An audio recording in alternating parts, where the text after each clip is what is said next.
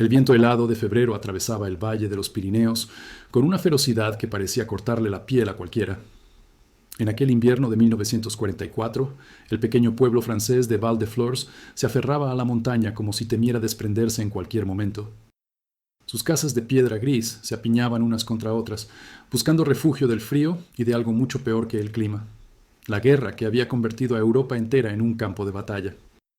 En este lugar remoto, donde el eco rebotaba entre las paredes rocosas del valle, creando sonidos que confundían incluso a los más experimentados, vivía una joven que había aprendido a escuchar lo que otros no podían. Solange Beaumont tenía 24 años cuando perdió la vista a causa de una fiebre que casi le cuesta la vida. Eso había ocurrido cuando tenía 15 años, pero en lugar de quebrarse, la muchacha había desarrollado una sensibilidad hacia los sonidos que resultaba casi inquietante. Cada mañana, mucho antes de que amaneciera, Solange tomaba su bastón de madera pulida y guiaba a las cabras de su familia hacia los pastizales más altos. Conocía cada piedra del camino, cada desnivel, cada árbol. Sus pies descalzos, incluso en pleno invierno, sentían las vibraciones de la tierra de una manera que nadie más en el pueblo podía comprender. Antes de continuar con esta historia, si te gustan los relatos que te mantienen al borde del asiento, no olvides darle like a este video y suscribirte al canal para no perderte más historias increíbles. Tu apoyo significa mucho. Ahora sí, continuemos. Aquella mañana en particular, Solange se levantó con una sensación extraña en el pecho.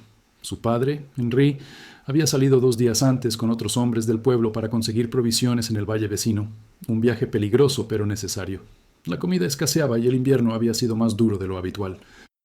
Su madre, Colette, tosía cada vez con más frecuencia, y Solange sabía que sin medicinas su situación podría empeorar rápidamente. Mientras ataba las cuerdas de sus botas gastadas, escuchó a su hermano menor, Luc, de apenas 12 años, preparar agua caliente en la cocina.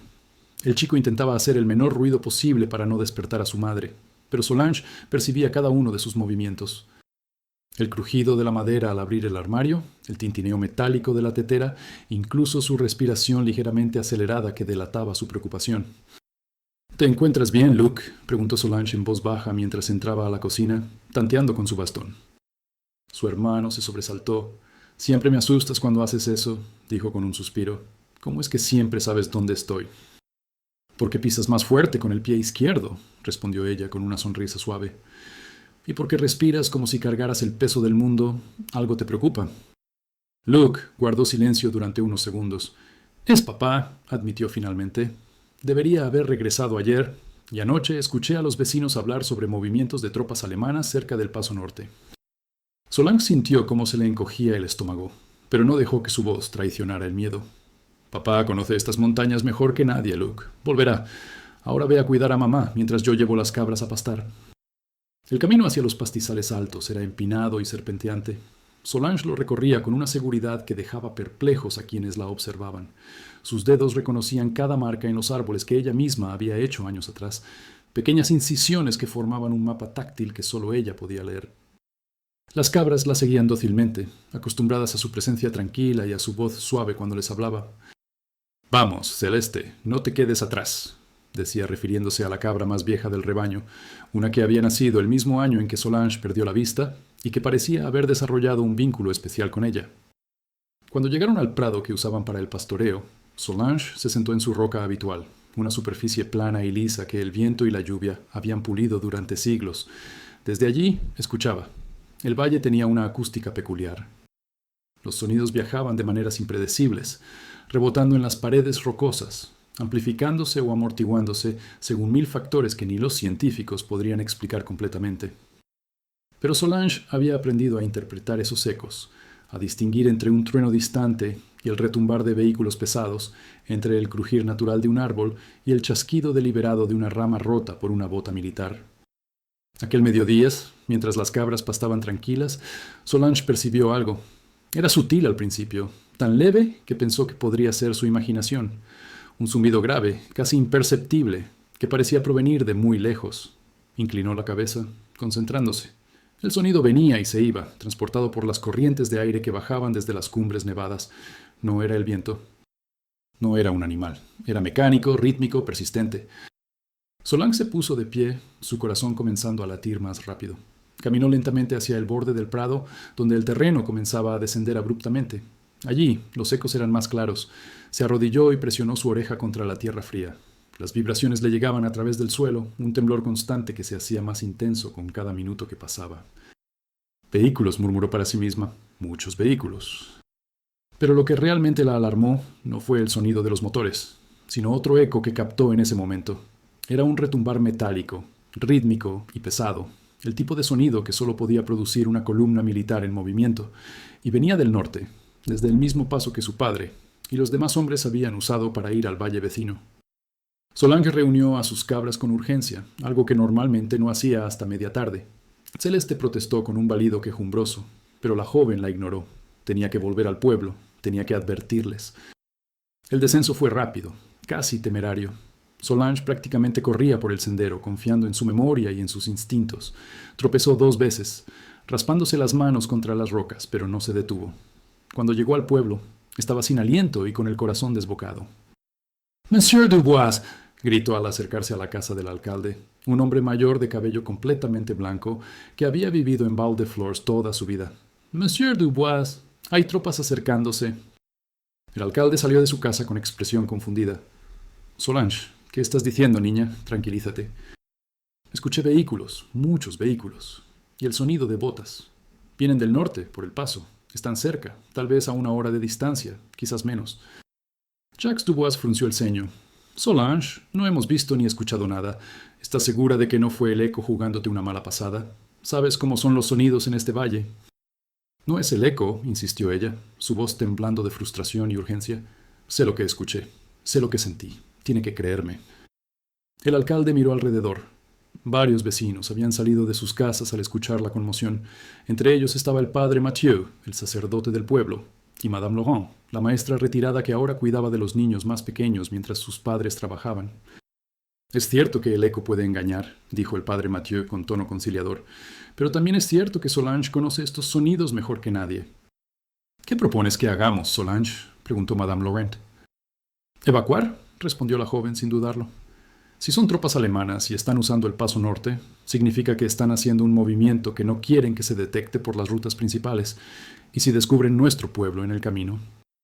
Dejó la frase sin terminar, pero todos entendieron la implicación.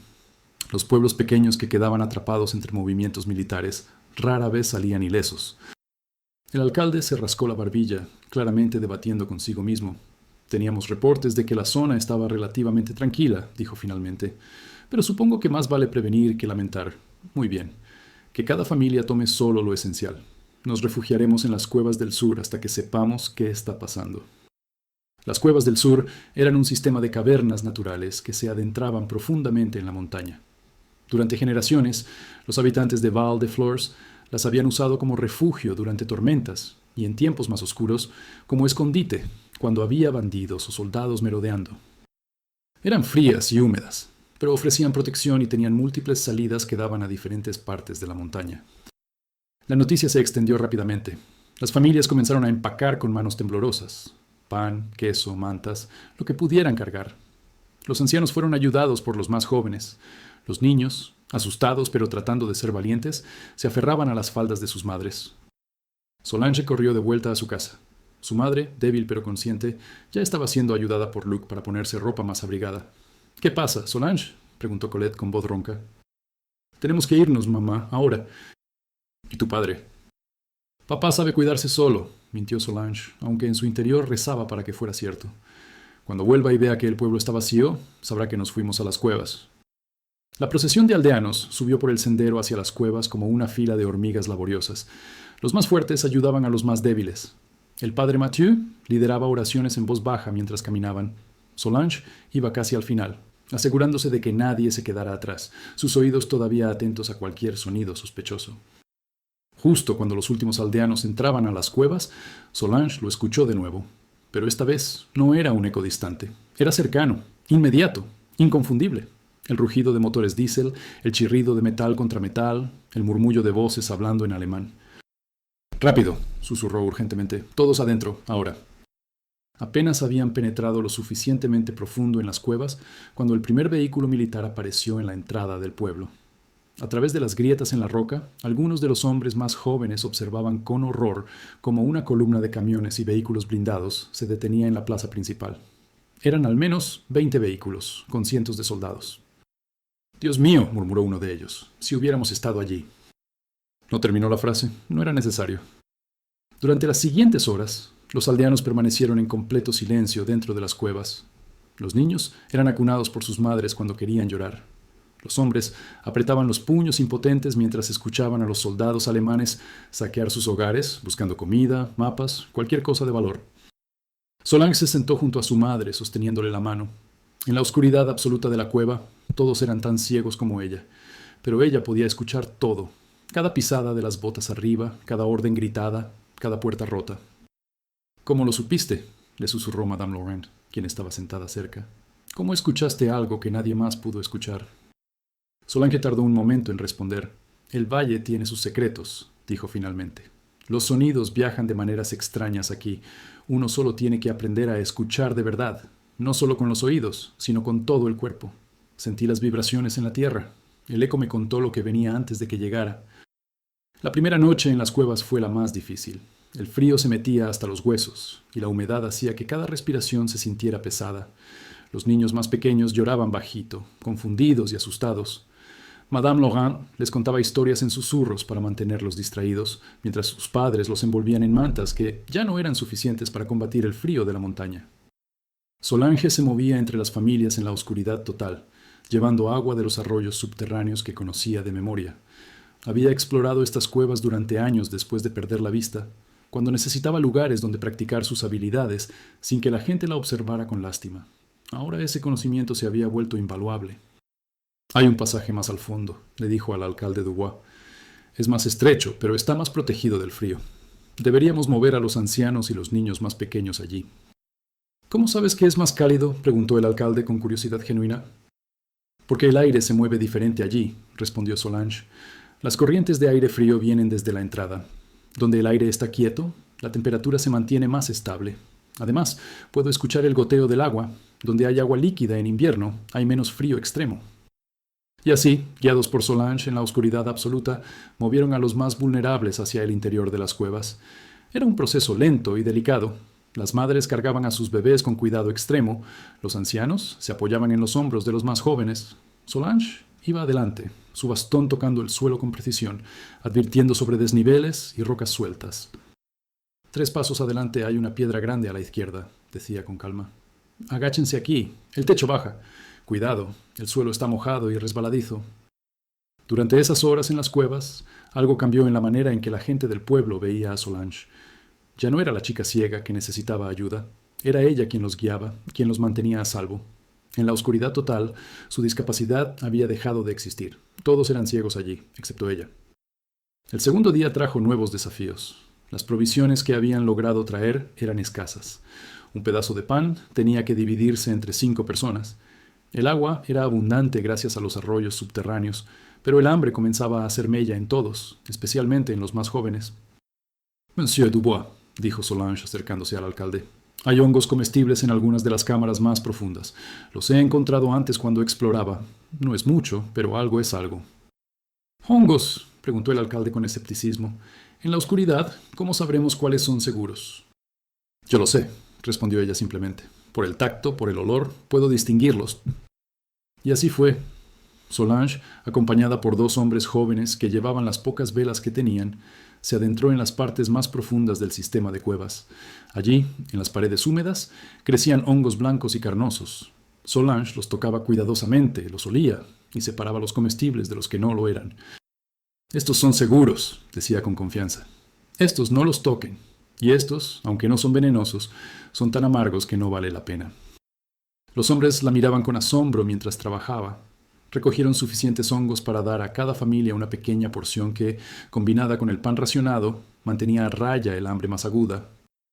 Mientras tanto, arriba en el pueblo, los soldados alemanes continuaban su ocupación temporal. Desde las grietas en la roca, los vigías reportaban lo que veían. Los soldados habían establecido un campamento improvisado en la plaza. Cocinaban sobre fogatas hechas con muebles rotos, dormían en las casas vacías, usaban el pueblo como punto de descanso antes de continuar su camino hacia algún destino desconocido. «Están llevándose todo lo que pueden», reportó uno de los vigías con voz amarga. «Los animales que quedaron, las herramientas, la comida almacenada, todo». Solange escuchaba estos reportes con el corazón encogido, pero también con determinación. Cosas materiales pueden reemplazarse, se recordaba a sí misma. Las vidas no. Había hecho lo correcto al advertirles. En la tarde del segundo día hubo un momento de tensión extrema. Uno de los niños pequeños, un niño de apenas 4 años llamado Emil, comenzó a toser. Era una tos seca y persistente que resonaba en las paredes de piedra de la cueva. Su madre, aterrada, intentaba silenciarlo, pero el niño no podía parar. Los vigías en la entrada se pusieron tensos. Si los soldados escuchaban la tos, podrían investigar. Y si descubrían las cuevas llenas de aldeanos. Solange se acercó rápidamente a la familia. «Dame al niño», susurró a la madre. La mujer, desesperada, le entregó a Emil. Solange lo cargó y comenzó a caminar más profundo en las cuevas, alejándose de la entrada. Llevó al niño a una de las cámaras interiores donde el sonido no viajaría hacia el exterior. Allí se sentó en el suelo frío con el niño en su regazo. «Emil, escúchame», le dijo suavemente. «Vas a respirar conmigo. Despacio. Inhala cuando yo inhale. Exhala cuando yo exhale». El niño, asustado y enfermo, intentó seguir sus instrucciones. Solange respiraba profunda y lentamente, haciendo sonidos exagerados para que el niño pudiera seguirla incluso en la oscuridad. Poco a poco, la respiración de Emil comenzó a sincronizarse con la de ella. La tos, aunque no desapareció, se volvió menos frecuente.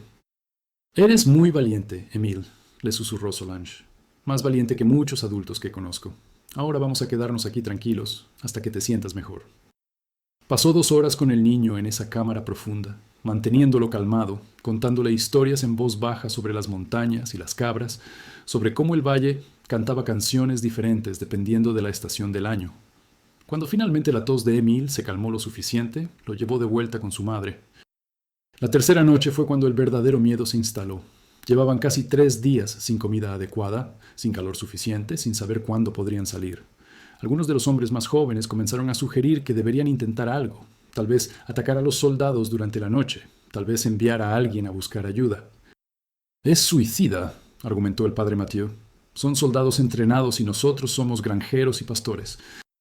Entonces, ¿qué hacemos? Simplemente esperamos aquí hasta que nos encuentren o hasta que muramos de hambre», respondió uno de los jóvenes con frustración. «Esperamos hasta que se vayan», dijo Solange con voz firme. «Han establecido un campamento temporal, no una ocupación permanente. Este pueblo no tiene valor estratégico. Lo están usando solo como punto de descanso. Se irán pronto».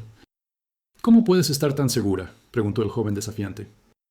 «Porque he estado escuchando», respondió ella. «Los patrones de actividad están cambiando. Los primeros 2 días había mucho movimiento, muchas voces, mucha actividad. Hoy ha sido más tranquilo. Están empacando, preparándose. Se irán mañana o pasado mañana como máximo. ¿Y si no lo hacen? Entonces reconsideraremos nuestras opciones», intervino el alcalde Dubois. «Pero por ahora seguimos el consejo de Solange. Nos ha mantenido vivos hasta ahora». Y así, confiando en los oídos de una pastora ciega, el pueblo esperó un día más. Solange tenía razón. En la mañana del 4.º día, los vigías reportaron una actividad frenética en el pueblo.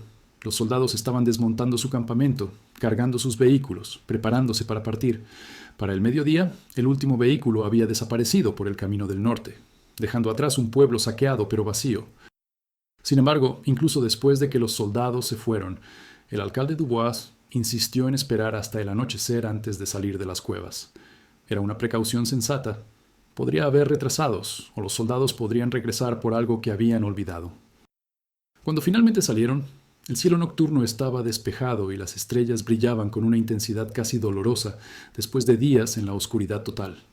Los aldeanos parpadeaban, sus ojos ajustándose lentamente a la luz, incluso la tenue luz de la luna. Todos excepto Solange, para quien la oscuridad y la luz eran lo mismo. El pueblo que encontraron era un desastre. Las puertas habían sido arrancadas de sus bisagras, las ventanas rotas, los muebles destrozados. Los soldados habían tomado todo lo que tenía valor: comida, herramientas, mantas, incluso algunos de los animales que no habían podido esconder o llevar a las cuevas. Pero mientras miraban la destrucción, nadie lloró, porque todas esas cosas perdidas eran solo cosas, y todos estaban vivos, todos los ancianos, todos los niños, todas las madres y padres. Ni una sola vida se había perdido. Fue entonces, mientras la gente comenzaba lentamente la tarea de recoger los pedazos de sus vidas, cuando Henry Beaumont apareció en el sendero del norte. Venía acompañado de los otros hombres que habían ido con él al valle vecino. Estaban sucios, exhaustos, algunos heridos, pero todos vivos. «Papá», gritó Luke corriendo hacia su padre. El reencuentro fue emotivo. Henri abrazó a su familia con una intensidad que hablaba de días de terror sin saber su destino. Cuando finalmente soltó a Colette y a sus hijos, se volvió hacia el pueblo destruido. «¿Qué pasó aquí?», preguntó con voz tensa. Fue Solange quien respondió, su voz tranquila pero clara en la noche fría. «Tropas alemanas, papá. Usaron el paso norte. Los escuché venir antes de que llegaran.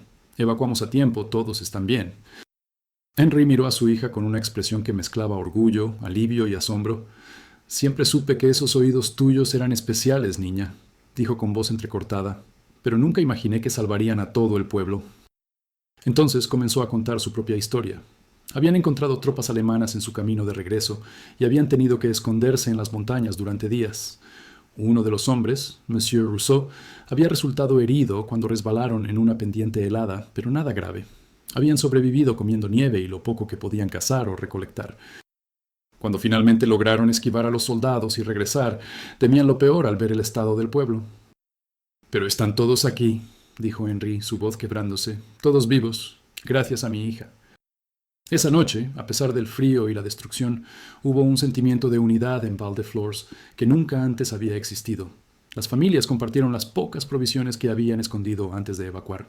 Los hombres que habían regresado con Henry compartieron la carne de ciervo que habían cazado en las montañas.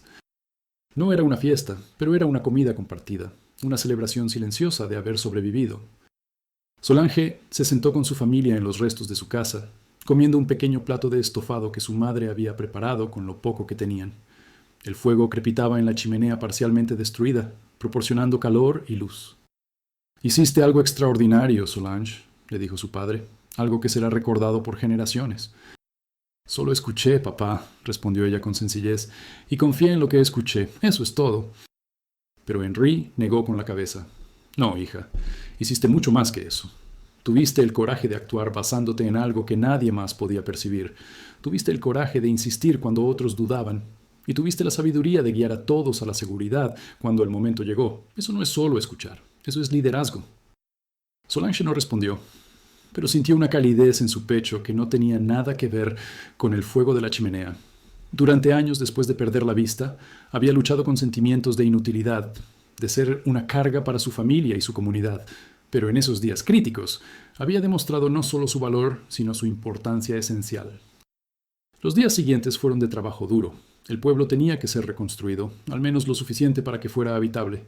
Las puertas tenían que ser reparadas, las ventanas cubiertas para mantener el frío afuera. Había que encontrar o fabricar nuevas herramientas para reemplazar las robadas. Y lo más importante, había que encontrar comida suficiente para pasar el resto del invierno. Solange volvió a sus rutinas, llevando sus cabras a pastar cada mañana.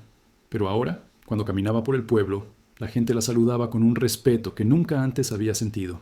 Los niños la seguían, haciendo preguntas sobre cómo podía escuchar cosas que otros no podían. Los ancianos le pedían que les enseñara a reconocer los diferentes ecos del valle. Un día, mientras pastoreaba en su prado habitual, el padre Mathieu subió a visitarla. Se sentó junto a ella en la roca pulida, jadeando un poco por el esfuerzo de la subida. «Sabes, Solange, he estado pensando mucho sobre lo que pasó», dijo después de recuperar el aliento. «Sobre cómo pudiste escuchar lo que nadie más pudo, y he llegado a una conclusión».